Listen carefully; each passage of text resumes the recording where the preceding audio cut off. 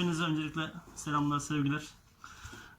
Beni YouTube'dan seyreden, takip eden arkadaşlarım, dostlarım, abilerim, ablalarım, yengelerim, annelerim, babalar. Hepinize sevgiler, saygılar. Sağ olun, telefonlarım hiç susmuyor.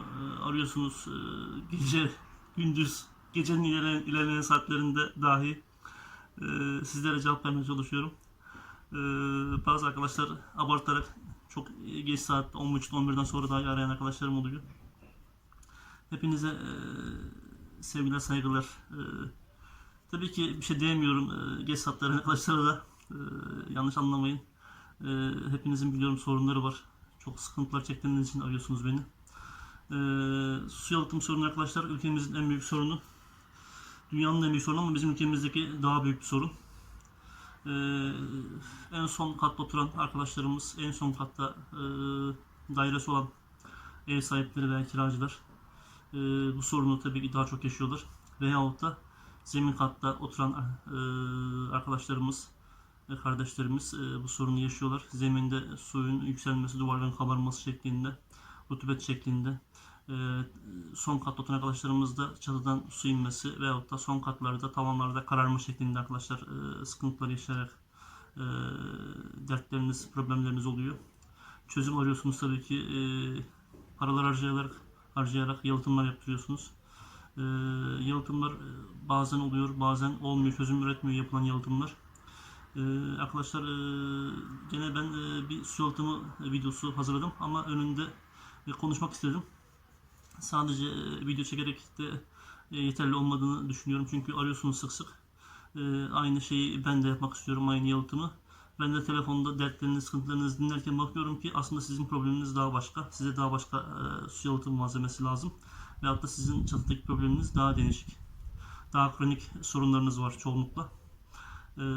Arkadaşlar ben gittiğim yerlerde zemine bakarak su yalıtımı uygulaması hakkında tavsiyede bulunuyorum ve bu şekilde malzemeyi buluyorum. Hepinizin sorunları aynı değil. Evet, hepinizin çatısından, damından su akıyor.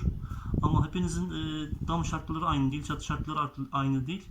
Bazı arkadaşlarımız diyor bende de kalabudur var ama telefonda konuşuyorum, bakıyorum onun kalabudurun altında ustalar işgüzarlık yapmışlar, strafor koymuşlar sıcak soğuk problemini ortadan kaldırmak için.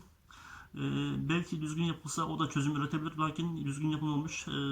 Straforun üzerine geliş güzel bir şap atılmış, gerekli sertlikte değil, gerekli içinde su katkısı, su geçirimsizlik katkısı yok. Straforun üzerine hasır demir konmamış, gerekli kalınlıkta şap atılmamış. Dolayısıyla üzerine yapılan kalabudur esniyor, esnediği için derzler açma yapıyor ve aşağıya su inme problemi mütemadiyen devam ediyor. Bazı görüşmelerimde fark ediyorum membran döşenmiş straforun altına. Arkadaşlar kalabudun altında membran var. Yani temellerde ve shingle setlarda kullanılan temel bohçalamada kullanılan arkadaşlar membran su yalıtım olsun diye kalabudun altına konmuş. Belki gelişi güzel yapıştırılmış. Belki düzgün yapılsa, üzerine dediğim gibi düzgün kalınlıkta en az 10 santimlik meyilli şap atılsa, hasır demir konulup da içine su yalıtım katkıları katılarak düzgün bir şap atılsa belki o da çözüm üretecek ama o da yapılmamış. Dolayısıyla kalabudurla gerçek bir inanın beton arasında bir kademe oluşuyor bu koyduğunuz membranla, straforlarla. Zemine düzgün basmıyor arkadaşlar yapılan şaplar ve kalabudurlar. Dolayısıyla oynama, esneme oluşuyor ve o da su kaçaklarına sebep oluyor ve daha da kötü kronik sorunlara sebep oluyor arkadaşlar. Su yalıtımı yapacağız derken yaptığınız bu membran, strafor olayları daha kronik problemlere sebep oluyor. Kalabudurun altında lezleri vasıtasıyla su giriyor. Su membranla strafor arasında kalıyor, hapis oluyor. Arada yosunlaşma başlıyor, kararmalar başlıyor. Kalabudurdan çıkamıyor. Kalabudurlar, fayanslar sırlı olduğu için yüzeyi derzlerden de yeterince çıkamıyor. Ne oluyor bu sefer? Tavana küf şeklinde, kararma şeklinde kusma yapıyor, damlama yapıyor, sıvalarınızı döküyor. Evet diyorsunuz, çok konuşuyorsunuz Özgür Usta, ne yapalım? Keşke düzgün yapılsa yapılan su yalıtımı. Onun için arkadaşlar biraz da bu videoları çekiyorum. Bizim büyüklerimizin sözü vardır. Yapan değil, yaptıran ustadır. Biraz da bu videoları çekme amacım, sizlere ulaşma amacım, derdim buydu. Ustalarınıza, yapacak arkadaşlarınıza bu tavsiyeleri de, bu bilgileri de aktarın. Usta dur deyin, yani ne yapıyorsun? Bir sorun ustanıza. Böyle düz şap olmaz. Niye burası meyilli değil? Gidere doğru, su giderine doğru, pimaşa doğru niye bizim terasımızda akıntı yok? Bu zemin niye düzgün diye arkadaşlar hesap sorun. Teras şaplar arkadaşlar meyilli olmak zorunda. Kalebudur öncesinde yapılan şaplar meyilli olmak zorunda. Teraslarda su yalıtımı meyille başlar. Su terasın zeminine durmamalı. Su giderine doğru akmalı. Kendi kendine arkadaşlar yol bulmalı su. Yol bulmazsa en iyi yalıtım yapsanız bir yerden sonra kendine zayıf bir nokta bulur. Kılcal bir çatlak bulur. Oradan arkadaşlar sızmaya başlar. Kalebudurun altında da aşağı inmek için yer arar kendine ve iner. Şimdi arkadaşlar tabii birçok şey anlatılabilir. Bu videoyu da fazla uzatıp canını sıkmak istemiyorum. Başka videolarda gerekli konularda izahlar yapıyorum. Bu videomda gördüğünüz görüntüleri birazdan göreceksiniz. Yaklaşık 25 metrekare kadar kalebudur kaplı zemin var. Yanlara süpürgelik yapılmış 10 santim. Yan duvarlar sıvanmış ve boyanmış. Zeminin meyili güzel. Bazı noktalardan çatlaklar teşhis ettim derz aralarında. Onları kazıdım ve tel fırçayla muhakkak her zaman söylüyorum temizliğinizi yapın tel fırça sürtme yöntemiyle derzlere. Derzler oynuyorsa oynayan derzleri kaldırın. Telefonda da çokça sizlere söylüyorum arkadaşlarıma mesajlarda yazıyorum. Problemli arkadaşlar derzlerde çatı derzlerinde genelde flexi derz kullanın. Flexi derzler esnek derzlerdir. Sıkıntılı noktalarınızda flex derzi kullanın çokça. Veyahut da havuz yalıtımlarında kullanılan silikonlu derzler var. Bunları kullanabilirsiniz. Derz aralarındaki milimetreler de arkadaşlar çok önemlidir. 2 milim, 3 milim, 4 milim, 5 milim derzlerde farklı derz dolguları kullanılır. Esneme payı çünkü fazla olur. 2 milim derz az esner. 5, 6 milim, 7 milim derzler daha fazla esner. Çatlama yapabilir. Normal derz dolgusu bu esnek yerde kullanırsanız çatlama yapar. Aradan su kaçar. Arkadaşlar dediğim gibi videolarda kullandığım malzemeyi görüyorsunuz. Burada şimdi isolemin likit klasını sıvı şeffaf su yalıtımını kullanacağım. Çünkü zeminin altı düzgün sağlam. Sadece bazı yerlerde su kaçağı olmuş. Oraları tamir ettim ama garanti olsun diye bütün zemine de gene sadece belki 1 metrelik yerde sorun var ama bütün zemine isolemin likit klası süreceğim. Uzun vadede garantili çözüm olsun diye. Hem zemindeki görüntüyü parlaklaştıracak hem de benim gözden kaçırabildiğim noktalarda dolgulardaki sorunları da örtmüş olacak. Arkadaşlar yaklaşık bir teneke isonomik plus 2 parçadan oluşuyor. Altta sertleştirici, üstünde asıl malzeme vardır. Birçok malzemeye yapışır. 25 metrekarede 25-30 metrekareye kadar bir teneke yeter bir kat sürümde fazla. Ben buraya 2 kat uygulama yapacağım. Birinci kat uygulama bitiminde kuruttan sonra diğer tenekeye de uygulayacağım. Daha garantili bir çözüm olsun diye ev sahibi işi sağlam al dedi. Ben de 2 kat uygulama arkadaşlar yapacağım. Bu şekilde arkadaşlar abone olmayı unutmayın. Dostlarınız da bana abone olma anlamında yönlendirin. Abone sayısı da bir arttıkça bana da moral geliyor. Yeni videoları çekme anlamında beni motive ediyor. İlgi alakanızdan dolayı çok teşekkür ederim. Asıl siteyi kuruş amacım YouTuber olmaktı, tanınmaktı ama sonradan baktım ki sizlerden gelen şikayetler had safhada. Telefonda sağ olun bana ulaşıyorsunuz, arıyorsunuz. Ben de size anlatmaya çalışıyorum. Artık işi birazcık da Allah rızası boyutuna ulaştırdım. Dedim insanlara yardım edeyim. Çoğunuza ulaşamıyorum tabi. Sağ olun İstanbul'dan, Ankara, İzmir, Aydın her taraftan arıyorsunuz beni. Güneydoğu Anadolu'dan, Doğu Anadolu'dan. Tabi oralara ulaşmam imkansız çünkü yine böyle daha arkadaşlar yetişmekte zorlanıyorum. Sizler de bazen ısrar ediyorsunuz gelin bizim işimize çözün özgürse diye. Çok teşekkür ederim ilgi ve alakanızdan dolayı. Allah kolaylıklar versin hepinize. İnşallah doğru ustayı ve doğru yalıtım malzemesini bulursunuz. Sorunlarınızı çözersiniz. Bana yazdığınızda ben cevaplar vermeye çalışıyorum günüm işim el verdikçe boş saatlerimde. Tekrar teşekkür ediyorum arkadaşlar. Allah su yalıtımsız, su sıkıntısız, sağlıklı, afiyetle hepinize güzel yaşamlar, çoluğunuza çocuğunuza güzel günler nasip etsin Rabbim. Tekrar hepinize selamlar, saygılar.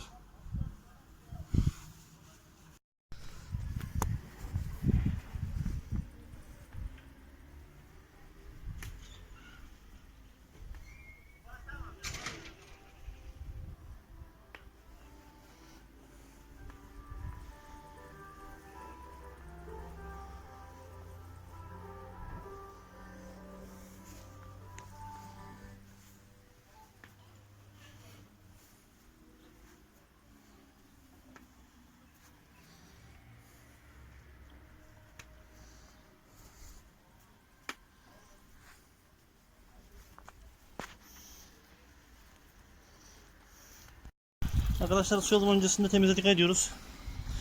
Memerlerin üzerinde dahi koruma duvarlarının üzerinde memerler, parapet duvar diyoruz arkadaşlar bunlara. Bu parapet duvarlarının üzerindeki temizliğimizi yapalım. Bunun üzerine de su yalıtımımızı sürelim. Zeminlerde arkadaşlar olabildiğince lekeleri temizleyelim.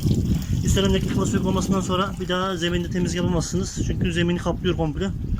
Şöyle zeminde eskiden oluşmuş teneke lekeleri, boya kalınlıkları arkadaşlar varsa olabildiğince kazıyın, çıkartın. Bunlar bir daha temizlenemez. Ders tamirlerini muhakkak yapın. Derslerimiz çatlak olmasın. Seramik klası bir yere kadar arkadaşlar zemindeki dersleri tıkar. Zemin temizliğimize dikkat ediyoruz. Ders tamirinden sonra kalan şöyle lekelenmeler varsa onları da dikit klası uygulaması öncesinde temizleyin. Bezle süngerler tertemiz. Ondan sonra arkadaşlar isonomik klası uygulamasına geçin. Çünkü uygulamadan sonra bir daha bunları kazıyamazsınız. İsonomik klas zeminde epoksi gibi bir şeffaf tabaka oluşturur. Önce temizliğinizi arkadaşlar yaptıktan sonra uygulamaya geçebilirsiniz. Uygulamamızı saten ruloyla yapacağız veya da fırça yardımıyla yapabiliriz. Yandaki süpürgeliklere veya da yanlar komple kale budur kaplıysa komple yan duvarlara arkadaşlar sürün malzemenizi. Her zemine yedirin. Ben minimum 2 kat uygulama tavsiye ediyorum. Hiç yoktansa bir kat uygulama da iyidir ama 2 kat uygulama çok daha iyi olur. Mümkünse çok kronik sorunlar varsa 3 kat uygulama yapabilirsiniz. Uygulamalar arasında en az 4-6 saat olmasına dikkat edin. Bir gün sonra yapılırsa daha da güzel olur.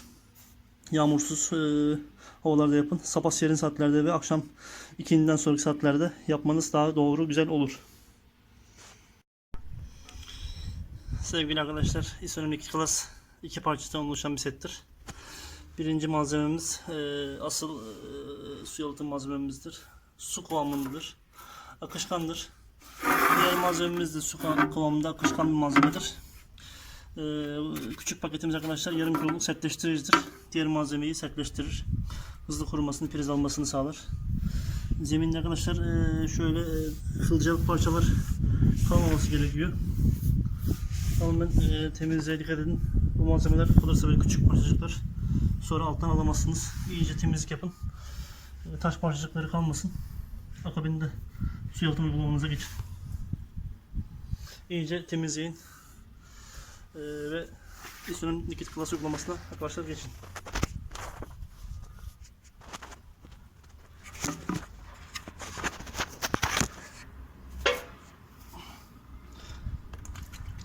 Ana malzeme 3,5 kilo civarındadır. Temiz bir kaba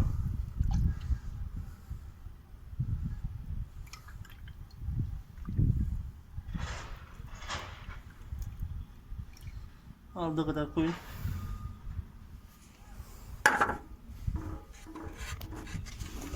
Sertleştiricisini ilave edin.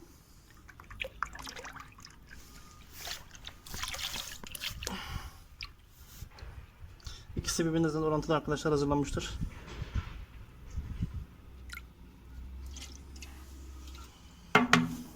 Ve karıştırın. İkisi malzemenin birbirine işlemesi gerekiyor. Birkaç dakika karıştırın. Malzeme su kıvamındaki malzememiz birbirine karışsın.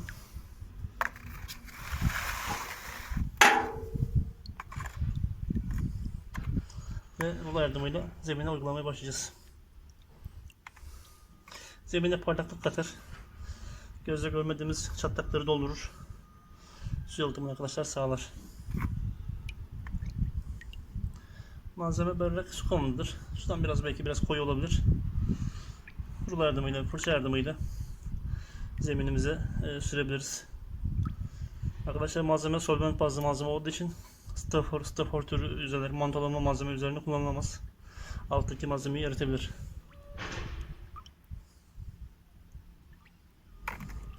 Beton, taş, tuğla alçı üzerine sürülebilir. Sürülen noktanın arkadaşlar nemli olmaması gerekiyor. Dikkat etmemiz gereken husus bu. Solvent bazlı malzeme olduğu için nefes almaz. Malzeme sürüldüğü yüzeyde su geçirmez. Bir tabaka oluşturur. Dolayısıyla alttaki tabakanın nemli olmaması gerekiyor. Nemli olursa buharını salamaz. Olasılıkla malzemeyi baloncuk şeklinde kabartabilir. Onun için kurumuş zeminlere sürmek icap eder. Çevre duvarlarımızın üzerine arkadaşlar malzemeyi sürebiliriz. Sıkıntılı gördüğünüz noktalara malzememizi uygulayalım.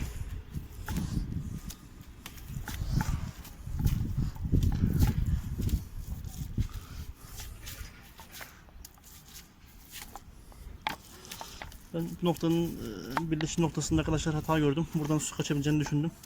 Özellikle buraya yoğunlaşıyorum. Zemine de süreceğiz lakin mermerlerin üzerinde sürmekte fayda var. Çünkü mermer çatlamış. Aralarda kılcal çatlaklar oluşmuş. Buradan daha iyi güven almalıyız yalıtımımızı. Sadece zemin su yalıtımı yapmakla arkadaşlar su yalıtımı sağlanmış olmaz.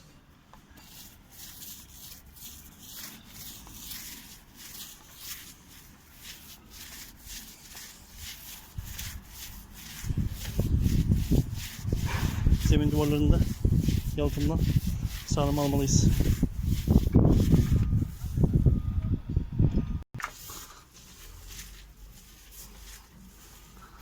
Ondan sonra kıyılar bittikten sonra arkadaşlar zemin uygulamamıza başlıyoruz.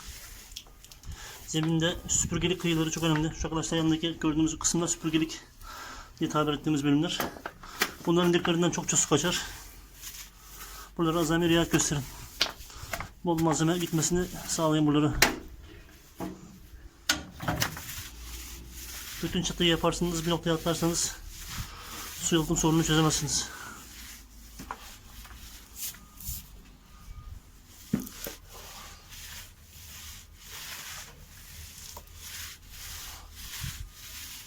Arkadaşlar kendiniz de evinizde bana ulaşamayın arkadaşlar. Evlerinde kendiniz de yapabilirsiniz. Usta arkadaşlar da yaptırabilirsiniz. Uygulaması kolay bir uygulamadır. Yeter ki dikkat edin. Arkadaşlar her zaman dediğimiz gibi şeytan ayrıntılarda gizli. Ayrıntılara dikkat edin. Sadece su yalıtım malzemesini zemine sürmek yalıtım sağlamaz.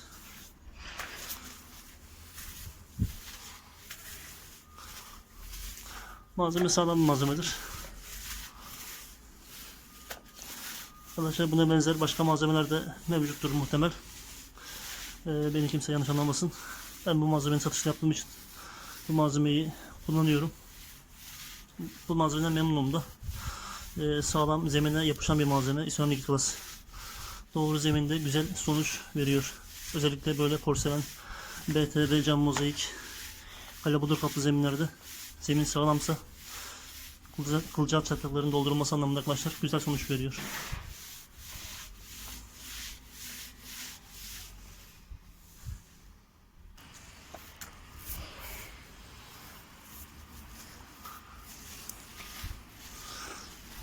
Uygulamamız arkadaşlar devam ediyoruz. Yavrum alır mısın? Alayım. Tamam, teşekkür ederim.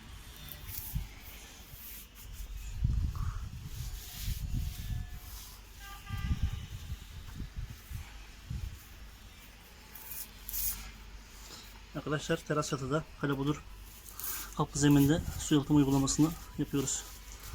Müşterimize hayırlı olsun.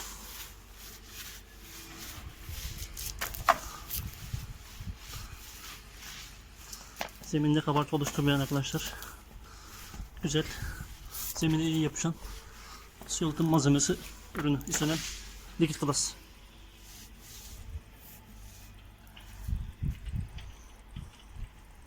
Problemli çattığınızda problemi kolay bir şekilde kendiniz dahi yapabilirsiniz. Çözebilirsiniz. Ev sahibine hayırlı olsun. Birinci kata uygulamamızı arkadaşlar bitirdik. En son kapıdan içeri girdik. Kurumasına mütakip ikinci kat uygulamamızı yapacağız. Ve zeminin su yalıtımını sağlamış olacağız. Tamam, teşekkür ederim.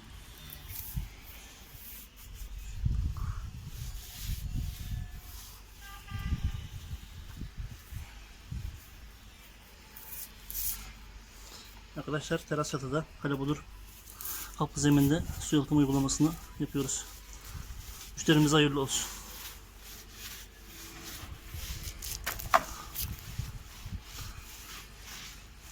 Zeminde kabartı oluşturmayan arkadaşlar güzel zemine iyi yapışan su yalıtım malzemesi ürünü istenen Liquid Glass.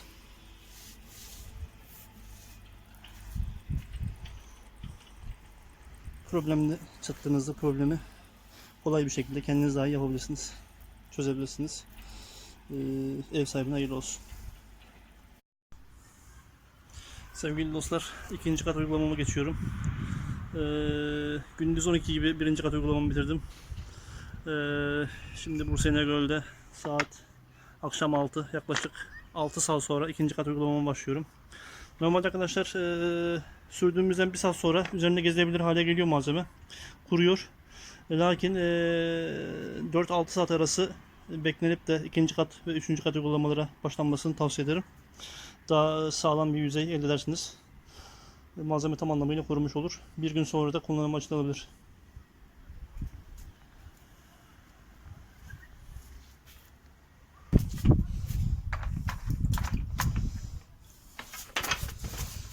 Evet. Birinci kat uygulamamızı yaptık. Şimdi ikinci kat uygulamamızı arkadaşlar yapıyoruz. Birinci kat uygulamamızın tam ters yönde yaparsanız daha güzel olur. İlkini yaptıysanız şimdi ikinci uygulamayı sağa sola yöntemle yapın ki gözden kaçırdığınız bir nokta kalmasın. Önemli arkadaşlar derz araları, kalabudların arasındaki derz araları çok önemli noktalar. Oraların tamamen malzemeyle olduğundan emin olun.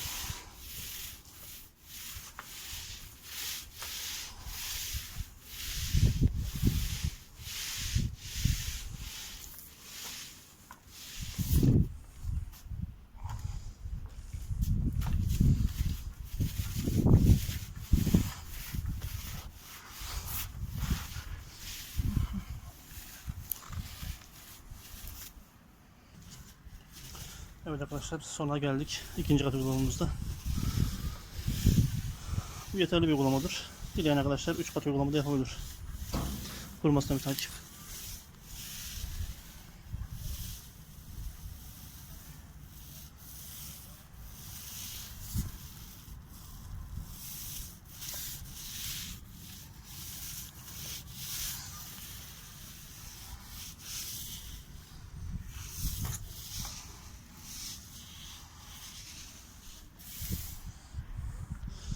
Müşterimize hayırlı uğurlu olsun.